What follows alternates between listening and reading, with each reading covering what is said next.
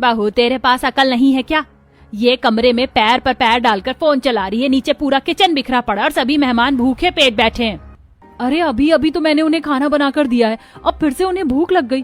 और किचन तो बिखरा ही रहेगा ना, छोटे छोटे बच्चे हैं, किचन में आकर परेशान करते हैं, सामान फैलेगा ही। अरे तो शादी का घर है, सामान तो फैलेगा ही, लेकिन तू उसे जाकर समेट ना, फोन क्यों देख रही है? मेरे पास इतनी शक्ति नहीं है। आपको किचन समेटना है तो खुद समेट लो, मैं तो थोड़ी देर आराम ही करूंगी। कृतिका की बात सुनकर गायत्री चुपचाप कमरे से बाहर निकल जाती है। बड़ी बहू से मुंह लगाकर तो कोई फायदा नहीं, सबके सामने चिल्ला चिल्ला कर नाम खराब कर देगी। इससे अच्छा तो खुद ही जाकर किचन साफ कर लूं। बस अब भगवान आपसे एक ही विनती है, छोटी बहू अच्छी हो। ये सोचकर चुपचाप किचन में जाती है और किचन का काम करती है। इन्हीं सब के बीच समय बीतता है और प्रेम की शादी अंशिका के साथ हो जाती है। फिर गायत्री बहू का गृह प्रवेश करवाती है। चलो बहू, अब तुम और बड़ी बहू मिलकर ये घर संभालोगे। और ये घर तो संभलेगा ना जब दोनों बहुएं पहले मिलकर रसोई संभाल लें। बड़ी बहू का हाल तो हमें पता है, अब कल छोटी बहू की बारी है। हाँ बहू, कल तुम्हारी पहली रसोई है, सारी चीजें अच्छी तरह होनी चाहिए, आस पड़ोस के लोग भी आएंगे। ठीक है माँ जी, मैं कल पहली रसोई की तैयारी और पहली रसोई की रस्म अच्छी तरह पूरी करूंगी, आप चिंता मत कीजिए। हाँ बहू, फिर तो ठीक है। चल अब तू जाकर अपने कमरे में आराम कर ले। हाँ चलिए भाभी, मैं आपको आपके कमरे में छोड़ देती हूँ। फिर करीना अंशिका को उसके कमरे में छोड़ती है और अंशिका सो जाती है। फिर अगली सुबह। अरे माँ जी आप? हाँ बहू, वो कल पूरा किचन बिखरा पड़ा था, इसीलिए मैंने सोचा तू पहली रसोई की रस्म कैसे पूरी करेगी। हाँ माँ जी, किचन तो बिखरा था, लेकिन मैंने पूरा किचन अच्छी तरह से समेट दिया है और अब मैं खाना बनाने की तैयारी शुरू कर रही हूँ। वाह बहू, पहले दिन ही तूने रसोई में आते ही रसोई की हालत ठीक कर दी। तू भी कुछ सीख ले, तू जेठानी है इसकी। इसमें सीखने की क्या बात है, किचन में तो काम मैं भी करती ही हूँ। इन्हीं सब के बीच अंशिका अपनी पहली रसोई की रस्म पूरी तरह करके सभी को डाइनिंग टेबल पर खाना सर्व करती है। कितना अच्छा खाना बनाया गायत्री तेरी छोटी बहू ने। हाँ, तेरी छोटी बहू ने तो तेरी बड़ी बहू को भी फेल कर दिया, वरना हमने तो तेरी बड़ी बहू के हाथों का भी खाना खाया, उसमें ये स्वाद कहाँ। हाँ, अब तो लगता है कि जेठानी को देवरानी से कुछ सीखना चाहिए। हाँ वो तो है, खाना तो सच में बहुत ज्यादा टेस्टी बनाया चाची ने। अच्छा तो रोहन तुम थोड़ा और लो। लेकिन चाची मेरा पेट भर गया है। नहीं नहीं, कुछ नहीं सुनूंगी मैं, चलो चलो थोड़ा सा और लो। इस तरह अंशिका सभी को प्यार से खाना खिलाती है और सभी अंशिका की बहुत तारीफ करते हैं और तरह तरह के गिफ्ट भी देते हैं। पता है जेठानी जी, आज मुझे इतने अच्छे अच्छे गिफ्ट्स मिले हैं। वो जो चश्मा लगाकर आई थी ना एक आंटी, उन्होंने मुझे। बस बस बस करो, अपनी सड़ी गली बातें बंद करो, मुझे जानने में इंटरेस्ट नहीं है कि तुम्हें किसने क्या दिया। जेठानी जी आप मुझसे ऐसी क्यों बात कर रही हैं? अरे छोड़ छोटी बहू, इसका स्वभाव ही ऐसा है, हमेशा चिड़चिड़ाती रहती है। हाँ हाँ, मैं तो हूँ ही बुरी। 4 घंटे पहले आई इस नई नवेली लड़की की आप लोग इतनी तारीफ जो कर रहे हैं। खाना ही तो बनाया इसने, इतनी तारीफ करने वाली क्या बात थी? बहू खाना बनाया था, लेकिन खाना बनाने की रेसिपी पता है तुझे? इतना अच्छा खाना बनाया था इसीलिए। और फिर देखो किचन भी कितना समेट कर रखा है इसने। सुबह इतनी जल्दी उठी और कपड़े भी देख ले कितने अच्छे से पहन रखे, और एक तू है। हाँ हाँ, मैं तो कहाँ कुछ बोल रही हूँ, कीजिए अपनी छोटी बहू की ही तारीफ। कृतिका गुस्से से अपने कमरे में चली जाती है। छोड़ बहू, शाम को तेरी मुंह दिखाई है तो अच्छे से तैयार हो जाना, मैं यही बताने आई थी किचन में। ठीक है माँ जी, आप जैसा कहें। वहीं दूसरी तरफ कमरे में पता नहीं लोग उस नई नवेली आई लड़की की इतनी तारीफ क्यों कर रहे हैं, उसमें ऐसा क्या खास है जो मुझ में नहीं है। तभी कमरे में वैभव आता है। अरे ये क्या, तुम चुपचाप कमरे में बैठी हो? अरे बैठे बैठे ही तुम मोटी हो रही हो। मेरे छोटे भाई की पत्नी को देखा है, घर का काम करती है और कितनी फिट है। अरे लेकिन। अच्छा छोड़ो, मैं अभी ऑफिस जा रहा हूँ, शाम को फंक्शन शुरू होने से पहले घर आ जाऊंगा। इतना कहकर वैभव वहां से चला जाता है। उफ, अंशिका अंशिका अंशिका, पता नहीं क्या है इस लड़की में, जो सब इसके नाम की माला जप रहे हैं। अब मैं भी वही करूंगी जो देवरानी जी करती हैं। कृतिका कमरे में बैठे बैठे ये सोच रही थी। फिर कुछ देर में शाम होती है और सभी फंक्शन के लिए तैयार होते हैं। सब तैयार होकर आ गए, लेकिन बड़ी बहू अब तक नहीं आई। बड़ी बहू कहाँ है? अरे वो हमेशा की तरह लेट तैयार ही हो रही होंगी। तभी कृतिका मॉडर्न ड्रेस पहनकर सीढ़ी से उतर रही होती है कि तभी अरे ये क्या, देवरानी जी ने तो ट्रेडिशनल ड्रेस पहनी है और मैं मॉडर्न ड्रेस पहनकर आ गई हूँ। मैं भी देवरानी जी की तरह ट्रेडिशनल ड्रेस पहन लेती हूँ, फिर सब मेरी भी तारीफ करेंगे। ये सोचकर कृतिका तुरंत अपने कमरे में वापस जाती है और मॉडर्न ड्रेस बदलकर ट्रेडिशनल कपड़े पहनती है और हॉल में पहुंचती है। बड़ी बहू, तू वो भी ऐसे कपड़ों में? आज तक तो तूने घर के किसी फंक्शन में ऐसे कपड़े नहीं पहने। हाँ भाभी, क्या बात है। कृतिका ऐसे ही, मेरा मन किया तो मैंने पहन लिया। अरे अभी तो देवरानी जेठानी दोनों एकदम सेम टू सेम लग रही हैं। हाँ, दिखने में देवरानी की तरह ही बिल्कुल सेम कपड़े पहने जेठानी ने भी। हाँ मम्मी, आपने तो चाची की तरह ही कपड़े पहने। आप चाची को कॉपी कर रही हो क्या? मुझे किसी को कॉपी करने की जरूरत नहीं है, मेरा मन किया इसीलिए मैंने ये पहन लिया। अच्छा बस करो सब, चलो मुंह दिखाई की रस्म शुरू करते हैं वरना मुहूर्त बीत जाएगा। इसके बाद मुंह दिखाई की रस्म शुरू होती है। सभी अंशिका की तारीफ करते हैं और उसे गिफ्ट देते हैं। इसी तरह मुंह दिखाई की रस्म खत्म होती है और फिर अगले दिन एक काम करती हूँ, आज नाश्ते में सबके लिए कचौरी बना लेती हूँ। क्या बनाऊं आज मैं सबके लिए? ये क्या, देवरानी जी क्या बना रही हैं? कचौड़ी। मैं भी वही बना लेती हूँ। वैसे भी सबको देवरानी जी जो बनाती हैं वो पसंद आता है, तो मैं भी देवरानी जी की तरह कचौरी ही बना लेती हूँ। फिर देवरानी जैसा करती है ठीक वैसा ही जेठानी करती है और कचौड़ी बनाने लगती है। अरे ये जेठानी जी तो ठीक वैसा ही कर रही हैं जैसा मैं कर रही हूँ। लगता है जेठानी जी भी कचौरी बना रही हैं। जेठानी जी, आप मुझे देख देख कर कचौरी बना रही हैं, इससे अच्छा आप मुझसे पूछ लेती, मैं आपकी मदद कर देती। मुझे किसी की मदद की कोई जरूरत नहीं है और मैं तुम्हें देखकर नहीं बना रही, खुद से बना रही हूँ। तुम अपना काम करो, मुझे अपना काम करने दो। जेठानी देवरानी को कॉपी कर रही थी, लेकिन फिर भी देवरानी की मदद लेने से इनकार कर देती है और इसी तरह दोनों अलग अलग कचौड़ी बनाकर सर्व करती हैं। अरे ये क्या, आज नाश्ते में दोनों भाभी और एक कचौड़ी ही बनाई है। छोटी भाभी का तो समझ में आता है, बड़ी भाभी आज तक तो आपने नाश्ते में कभी कचौरी नहीं बनाई, तो फिर आज कैसे? क्योंकि आज से पहले मम्मी कभी चाची को कॉपी नहीं करती थी और अब जब से चाची आई है मम्मी चाची को सिर्फ कॉपी करती रहती है। रोहन, चुपचाप खाना खाओ और स्कूल के लिए तैयार होकर स्कूल जाओ वरना देर हो जाएगी। और हाँ, मैं किसी का कुछ कॉपी नहीं कर रही थी, वो तो मेरा मन किया इसीलिए मैंने बना दिया। अरे ठीक है, क्यों लड़ रही है, बच्चा है, मजाक में कह दिया उसने। चलो हम लोग खाना शुरू करते हैं। फिर सभी खाना खाते हैं। जेठानी के हाथ से ज्यादा देवरानी के हाथों का खाना सबको पसंद आता है। और फिर इसी तरह दोपहर में जब अंशिका अपनी सहेली से बात कर रही थी। क्या हुआ, आजकल बहुत परेशान है, फोन नहीं करती जब से तेरी शादी हो गई है? अरे क्या करूं मैं, मेरी एक जेठानी है जिन्हें मैं मदद करने के लिए कहती हूँ तो इनकार कर देती हैं, लेकिन मुझे ही कॉपी करती हैं। अरे छोड़, तू परेशान क्यों होती है, चल आज हम शॉपिंग पर चलते हैं। क्या शॉपिंग पर? ठीक है, तो मैं शाम को आज शॉपिंग पर जाऊंगी। अंशिका और उसके दोस्त की बातें कृतिका बाहर खड़ी सुन रही थी। अच्छा, तो देवरानी जी शॉपिंग पर जाएंगी, ठीक है, तो शाम को मैं भी शॉपिंग पर जाऊंगी। फिर इसी तरह शाम को, मम्मी जी मैं शॉपिंग पर जा रही हूँ। ठीक है बहू। देवरानी को अंशिका पर जाता देखकर जेठानी भी शॉपिंग पर जाने लगती है। अरे बड़ी बहू, तू कहाँ जा रही है?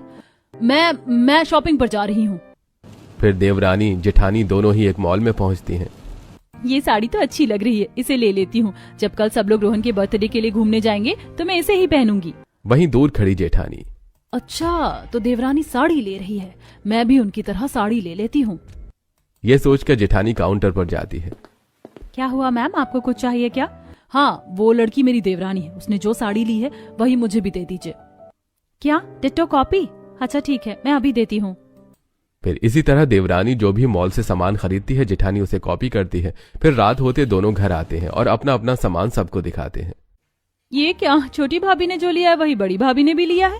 हाँ वो तो है, लगता है दोनों की पसंद सेम है।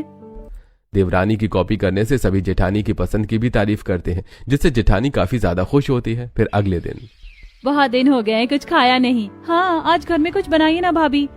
ठीक है, मैं अभी तुम सबके लिए किचन में जाकर कुछ मीठा बनाती हूँ। देवरानी जी अकेली रसोई में सबके लिए कुछ बनाएंगी तो सब उनकी तारीफ करेंगे। मैं भी देवरानी जी का कॉपी करके रसोई में वही बनाऊंगी जो देवरानी जी बनाएंगी, फिर सब मेरी तारीफ भी करेंगे। क्या हुआ भाभी, क्या सोच रही हैं? नहीं कुछ नहीं, वैसे मैं भी तुम लोगों के लिए कुछ बनाती हूँ। फिर देवरानी जेठानी दोनों रसोई में आ जाती हैं और देवरानी केक बनाने लगती है। देवरानी जी तो कपकेक बना रही है, काम करती हूँ मैं भी कपकेक बनाती हूँ देवरानी जी को देख देख कर। देवरानी जेठानी को कॉपी करते हुए कपकेक बनाती है। जेठानी जी मैं आपकी मदद कर दूं? नहीं, कोई जरूरत नहीं है, तुम अपना काम करो। इस तरह किचन में देवरानी जेठानी लड़ते झगड़ते कपकेक बनाती हैं और सभी को खिलाती हैं। वैसे बड़ी भाभी, आपने जो कपकेक बनाए थे वो तो जल गए थे, लेकिन छोटी भाभी आपका कपकेक अच्छा बना था। वैसे कल से मैं देख रही हूँ कि तुम दोनों सारा काम एक जैसा ही करती हो। हाँ, अगर छोटी बहू कुछ करती है तो बड़ी बहू भी वही करती है, बिल्कुल डिट्टो कॉपी। अब धीरे धीरे घर में भी सबको पता लगने लगा था कि जेठानी देवरानी को कॉपी करती है। घर में सब लोग सो गए हैं, काम करती हूँ किचन में रिकॉर्डर लगा देती हूँ। देवरानी जी तो सारा काम जल्दी उठकर कर लेती हैं, लेकिन इतनी जल्दी मुझसे नहीं उठा जाएगा, इसीलिए मैं बाद में रिकॉर्डर देखकर देवरानी जी जैसा खाना बना लूंगी। ये सोचकर कृतिका किचन में रिकॉर्डर लगाकर सो जाती है। फिर अगली सुबह देवरानी डोनट बनाती है। फिर जब जेठानी की बारी आती है तब अच्छा, तो देवरानी जी ने डोनट बनाया था, सभी ने उनकी तारीफ भी की थी, मैं भी डोनट बनाऊंगी। ये सोचकर कृतिका डोनट बनाने लगती है। अरे ये क्या डाल रही हैं देवरानी जी? डोनट में लगता है नमक है, मैं भी डाल देती हूँ। ये सोचकर कृतिका डोनट में नमक डालने लगती है कि तभी अंशिका उसे देख लेती है। अरे अरे जेठानी जी, आप ये क्या कर रही हैं? मेरा डोनट अच्छा बन रहा है इसीलिए देवरानी जी मुझे रोकने आई हैं, लेकिन मैं तो उनकी बात सुनूंगी ही नहीं। ये सोचकर कृतिका अंशिका की बात को अनदेखा करती है और डोनट बनाती है। फिर जब सभी को खिलाती है तब अरे ये क्या बना दिया? डोनट में कोई नमक डालता है क्या? हाँ बहू, ये क्या अजीब सी चीज बनाकर रख दी है तूने। आप लोग मुझे क्यों डांट रहे हैं? देवरानी जी ने भी तो डोनट में नमक डाला था। अरे मैंने नमक नहीं, पिसी हुई चीनी डाली थी। मम्मी का तो पोपट हो गया। और करो मम्मी चाची की कॉपी। रोहन की बात सुनकर कृतिका को बहुत गुस्सा आता है, लेकिन वो कुछ भी नहीं कहती। अब इसी तरह हर काम में रसोई में कृतिका अंशिका की कॉपी करने लगती है। फिर एक दिन सब लोग जल्दी बैठिए कार में, वरना देर हो जाएगी। हाँ हाँ आ गई मैं। वाह भाभी, आपकी साड़ी तो बहुत ज्यादा अच्छी लग रही है। हाँ मैं भी आ गई। ये क्या, छोटी भाभी ने जैसी साड़ी पहनी है बड़ी भाभी ने भी वैसी ही पहनी है, सेम कलर सेम डिजाइन।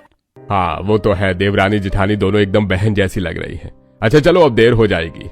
ये सारी चीजें आस पड़ोस की पड़ोसने भी देख रही थी।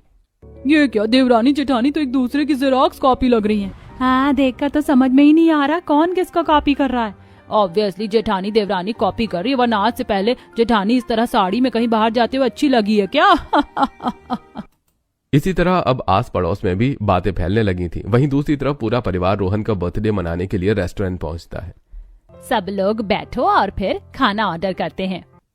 सभी लोग बैठ जाते हैं। वहीं जेठानी देवरानी की तरह पैर पर पैर चढ़ाकर बैठने की कोशिश करती है। अरे अरे ये क्या कर रही हो कृतिका? तुम अगर इस तरह नहीं बैठ सकती तो नॉर्मल बैठो, क्या जरूरत है इस बैठने की? हाँ जेठानी जी, आप बिल्कुल मेरी तरह बैठने की क्यों कोशिश कर रही हैं? आप आराम से बैठिए। सच में लगता है देवरानी जी में कुछ तो बात है जो देवरानी जी इस तरह बैठ पाई, वरना मुझे तो ऐसे बैठा ही नहीं जा रहा है। इसके बाद जेठानी जैसे तैसे कॉपी करके देवरानी की तरह बैठती है। फिर खाना ऑर्डर करते वक्त एनीथिंग एल्स मैम? हाँ मेरे लिए हेल्दी फूड ही लाना। भाभी आप तो रोज डाइट का खाना ही खाती हो, आज तो कुछ अच्छा खा लीजिए। नहीं नहीं, हेल्थ का ध्यान रखना बहुत जरूरी है। रसोई में भले सबके लिए अच्छा खाना बनाओ, लेकिन खुद हेल्दी ही खाती हूँ। अच्छा ठीक है, मेरे लिए भी आप हेल्दी फूड ही लाइएगा। लेकिन भाभी आप तो कभी भी हेल्दी फूड नहीं खाती हैं। हाँ तो देवरानी जी जब खा सकती हैं तो मैं क्यों नहीं। इस तरह जेठानी किचन से लेकर रेस्टोरेंट तक हर जगह देवरानी की कॉपी करती है। फिर एक दिन जैसे आज देवरानी जी क्या बना रही है मैं भी वही बनाऊंगी। क्या हुआ जेठानी जी, क्या देख रही? वैसे लगता है आप भी आलू पराठा बना रही है, मैं आपकी मदद कर दूं क्योंकि मैं भी वही बना रही हूँ। नहीं नहीं, कोई जरूरत नहीं, आप रसोई में अपना काम कीजिए, मैं रसोई में अपना काम करूंगी। इतना कहकर जेठानी देवरानी को कॉपी करने लगती है कि तभी अचानक कृतिका बेहोश हो जाती है। अरे क्या हुआ जेठानी जी, आप अचानक बेहोश कैसे हो गई? माँ जी, पापा जी, प्रेम जी, सुनिए सब। जेठानी जी उठिए, जेठानी जी। अंशिका की आवाज सुनकर सभी लोग घबराकर किचन में आते हैं और कृतिका को उठाकर कमरे में ले जाते हैं और तुरंत डॉक्टर को बुलाते हैं। डॉक्टर चेकअप करते हैं। घबराने की कोई बात नहीं है, बल्कि एक खुशखबरी है। आपकी बहू प्रेग्नेंट है, वो मां बनने वाली है। ये सुनते ही सभी लोग बहुत ज्यादा खुश हो जाते हैं और गायत्री साथ साथ शांति देवी नाचने भी लगती हैं और तभी कृतिका को होश आता है। अब मेरी एक छोटी बहन आएगी, मैं उसके साथ बहुत खेलूंगा। हाँ हाँ बिल्कुल, मैं तुम्हारी दादी बन जाऊंगी। जेठानी जी अब आपको अपने साथ छोटे से बच्चे का भी ध्यान रखना होगा। वैसे आपको चिंता करने की जरूरत नहीं है, हम है ना, हम आपका और आने वाले मेहमान का ध्यान रखेंगे। कोई जरूरत नहीं है तुम्हें मेरा ध्यान रखने की, मैं खुद का ध्यान खुद रख सकती हूँ। सभी खुश थे, लेकिन कृतिका अंशिका से सीधे मुंह बात नहीं करती है और अभी भी कृतिका अंशिका को अच्छी तरह कॉपी करने की कोशिश करती है। कुछ समय बीतता है। फिर एक दिन ऐसे समय में गार्डन में बैठना बहु अच्छी बात होती है। वैसे बहू तू बैठ, मैं अभी आती हूँ। शांति देवी वहां से चली जाती है और तभी अंशिका वहां पपीता खाते हुए आती है। ये क्या, देवरानी जी पपीता खा रही है, लगता है तभी उनकी स्किन इतनी ग्लोइंग है, मैं भी खाती हूँ। फिर जेठानी देवरानी को कॉपी करने के चक्कर में प्रेगनेंसी की हालत में जाकर पपीता खा लेती है और फिर अगले ही दिन कृतिका की तबीयत खराब हो जाती है। सॉरी, इन्होंने पपीता खाया जिसकी वजह से इनका मिसकैरेज हो गया है, मैं कुछ नहीं कर सकता। डॉक्टर वहां से चले जाते हैं और सभी लोग कृतिका को डांटने लगते हैं। मुझे सब लोग माफ कर दीजिए, मैं हर टाइम देवरानी जी को कॉपी करने की कोशिश करती हूँ, इसी वजह से आज ये सब हो गया। हाँ मुझे पता है जेठानी जी, लेकिन आप मुझे कॉपी करने की क्यों कोशिश करती थी? क्योंकि जब से तुम आई हो सब लोग तुम्हें पसंद करते, तुम्हारी हर चीज सबको अच्छी लगती, तो मैंने सोचा कि मैं भी तुम्हारी तरह बनूंगी। आपको मुझे कॉपी करने की क्या जरूरत थी? आपने मुझे बता दिया होता, मैं हर चीज में आपकी मदद करती। चलिए आप सब लोग उदास मत होइए, ये सब तो होता रहता है। सभी लोग बहुत ज्यादा परेशान थे। वहीं अंशिका सभी का मूड सही करती है और फिर जेठानी देवरानी को कॉपी करना छोड़कर देवरानी से चीजें सीखने लगती है। कुछ दिनों के बाद थैंक यू सो मच देवरानी जी, मैं ही पागल थी जो आपको कॉपी करने के पीछे पड़ी थी, लेकिन आपने तो मुझे इतने कम दिनों में इतनी सारी चीजें सिखा दी। हाँ जेठानी जी, आपने मुझे पहले ही बताया होता तो मैं आपको पूरा रसोई का काम सिखा देती, साथ ही बाकी सारी चीजें भी। अरे चलो, अब दोनों भाभीियों के बीच सुलह हो गई। अब बड़ी भाभी छोटी भाभी को कॉपी नहीं करेंगे और ना ही घर में झगड़ा होगा। हाँ, क्योंकि अब हम दोनों को एक दूसरे को कॉपी करने की जरूरत ही नहीं, क्योंकि हम दोनों ही परफेक्ट हैं, है ना जेठानी जी? हाँ, मुझसे ही गलती हो गई थी कि मैंने आपको कॉपी करने का सोचा, बल्कि मुझे तो आपसे चीजें सीखनी चाहिए थी। सच में आप बिल्कुल मेरी छोटी बहन की तरह हैं। आज से हम दोनों बहनों की तरह ही रहेंगे।